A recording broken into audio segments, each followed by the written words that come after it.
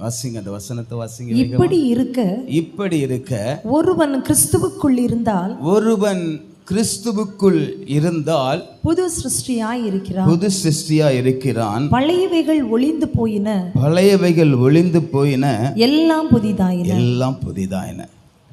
இங்கே அருமையாக பவுல் சபைக்கு கொடுக்கிற ஒரு பெரிய ஒரு ஆலோசனை, ஒரு பெரிய ஒரு அறிவுரை. ஒரு மனிதன் கிறிஸ்துவுக்குள் இருந்தால் அவன் எப்படி இருக்கிறான்? ஒரு புது சிருஷ்டியாக இருக்கிறான். அருமையான தேவ பிள்ளைகளே, நமக்கு ஒரு பெயர் உண்டு, கிறிஸ்தவர்கள். நமக்கு ஒரு பெயர் உண்டு, கிறிஸ்தவர்கள்.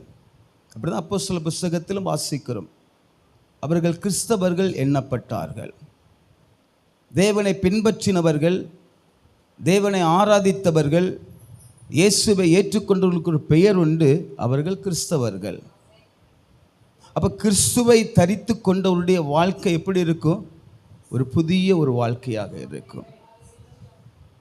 ஒரு புதிய ஒரு அனுபவம் இருக்கும் அவங்களிடத்தில்.